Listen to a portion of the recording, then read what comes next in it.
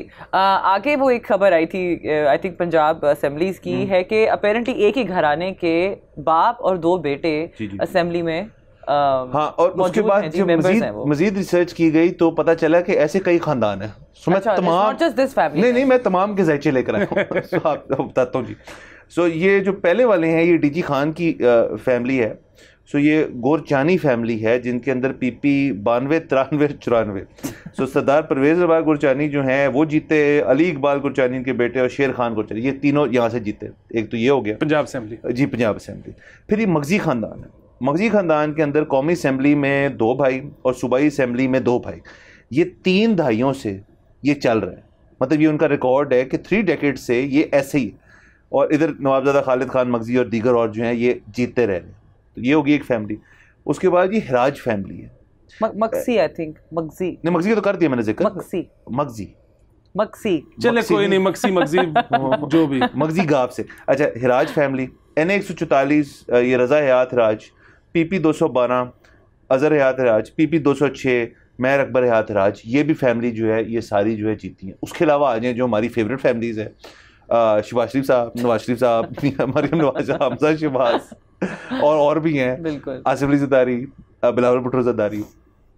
PTI में बताइए नजर नहीं आता क्योंकि उनको मौका ही नहीं मिला अभी तक जरा ज्यादा करने, लेकिन शाहमूद कुरैशी, जैन कुरैशी, मेहरबानू कुरैशी। तो अब मैं वो जीते नहीं ना, वो जीते नहीं। बट मैं वैसे ही कह रहा हूँ कि अब डिबेट जो हमने क्यों ये सारा जायचा हम लेकर आए और सारी ये बात बताई कि ये तो वो 3 फैमिलीज हैं जो कि काफ़ी अरसे से ये चीज़ कर रही हैं, एक्सेप्ट फॉर ये जो गुरचानी फैमिली। ये पंजाब असेंबली में पहली दफ़ा हो गई, एक बाप और 2 बेटे इकट्ठे असेंबली में आए हों, लेकिन बाकी ये बड़ी देर से कर रहे हैं। सो अब डिबेट जो इस मुल्क में हमेशा से छिड़ी हुई है ये नेपोटिज्म की। और नहीं, ये आप तो नेपोटिज्म समझते हैं, मैं समझती हूँ पूरी फैमिली इतनी डेडिकेटेड है कि पंजाब के लिए अच्छे फैसले लेने हैं कि वो खुद हाँ, मतलब वो तो उनके सब जो डायनेस्टिक एक पॉलिटिक्स है। लेकिन मेरी इस पर राय जो बहुत मुख्तलिफ है जो मेन स्ट्रीम वालों की है। वो मेरी ये है कि अगर डायनेस्टिक अगर सियासतदान है और उसके घर में 2 बच्चे हैं जो इन्होंने अपने वालिद को सियासत करते हुए देखी है, अपनी वालदा को सियासत करते हुए देखी है, तो वो आगे जाके कहेंगे जी हमने भी सियासत करनी है, क्योंकि शायद उनकी ज़िंदगी जो है उसके अंदर उन्होंने देखा हो कि यार कंफर्ट भी है, आराम भी है, यशी भी है, सब कुछ है। वो डिबेट हम अक्सर कंफ्यूज कर देते हैं कि ऐसे होना नहीं चाहिए। होना तो नहीं चाहिए, वो कहलाता डिबेट है, लेकिन अगर वो आ रहा है होता रहेगा। वो अगर अपनी जाती तौर पे इसी फील्ड में आना चाहते हैं उसके ऊपर मुझे कोई ऐसा इतराज नहीं। देखिए पिछले साल एक मैं फैमिली को जानता हूँ जिनके ट्रिपलेट्स ने एक ही दिन पिछले साल किंग एडवर्ड का एग्जाम दिया और तीनों का दाखिला हो गया। ठीक है, तीनों डॉक्टर्स बन रहे हैं और उनकी वालदा भी डॉक्टर है। ठीक है, अब बात यह है कि इस पे लोग ये कहते हैं कि जी इसमें तो कोई मसला नहीं क्योंकि उन्होंने एग्जाम दिया है। तो इलेक्शन से बड़ा एग्जाम कौन सा है? ठीक है, ये भी तो एग्जाम ही है ना, फेल हो जाते तो हो जाते, इलेक्शन हारते नहीं, बड़े बड़े जिम्मेदार भी हार जाते हैं। अच्छा, दूसरी चीज ये कि ये आहिस्ता आहिस्ता ना, मतलब आपको ये ठीक लगे गलत लगे, जिस तरह आप कह रहे हैं आपको तो इससे मसला कोई नहीं, मुझे भी बाय द वे नहीं है, लेकिन अगर ये गलत भी लगता है तो ये ठीक होता चला जा रहा है। वो इन इलेक्शंस में हमने देखा ये ठीक होता जा रहा है। वो और बात है कि आगे जाके ये शायद फिर खराब हो सकता है। कैसे?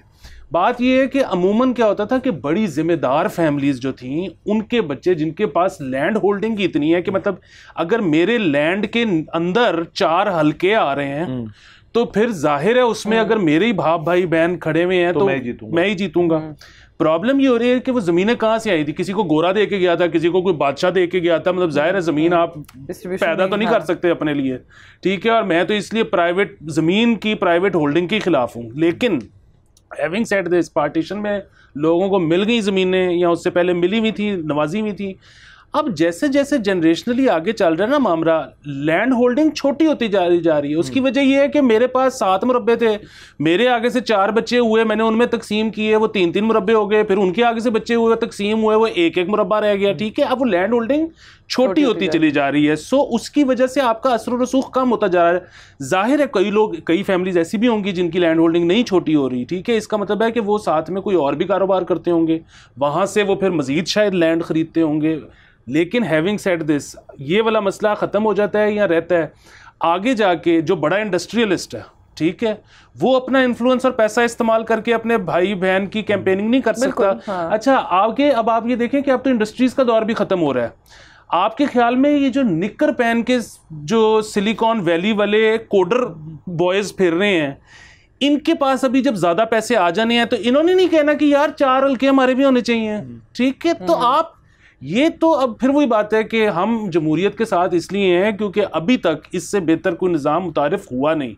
जो जमहूरियत के मसाइल हैं वो तो हमें पता है, वो तो, लेकिन अभी क्योंकि इससे बेहतर कुछ है नहीं। तो लेकिन आई थिंक इसमें जो इशू है, जो लोग जो बात करते हैं, जो कि जिससे मैं एग्री करता हूँ, जो आई थिंक एक मेन स्ट्रीम ओपिनियन बन चुका है कि आपको नेपोटिज्म और डायनेस्टिक पॉलिटिक्स और मारूसी सियासत जो उसको डिस्करेज करना चाहिए, उसके अंदर हम मसला गलत वाला पकड़ रहे हैं। ये तो लोग हैं, ये तो वो लोग हैं जो मौजूद हैं, ये जो मगजी फैमिली है, ये जो बाकी मैंने फैमिलीज़ का जिक्र किया, ये तो हैं, और ये एक फैमिली तो 3 दहाइयों से है।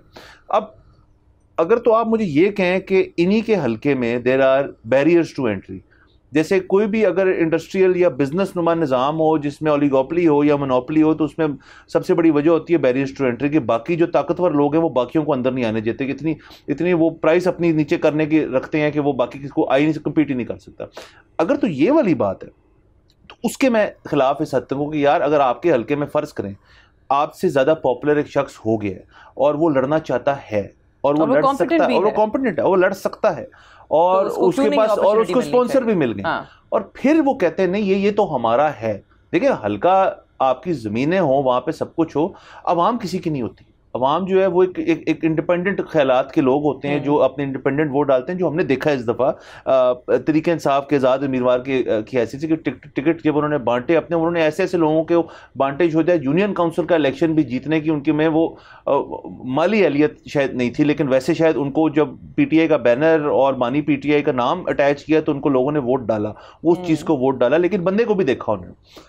तो ये गोल्डन अपॉर्चुनिटी है मेरे ख्याल में कि ऐसे लोगों को अगर आप असेंबली में आने दें और उनका देखें उनका क्या मैंडेट है और वो किस तरह से गुफ्तगू करते हैं, तो शायद ये जो बैरियर्स टू एंट्री वाली बात है ये भी आने वाले वक्तों में मुस्तकबिल में ठीक हो सके। सर ये सब्सक्राइब करें और बेल दबाएं ताकि कोई खबर रह न जाए।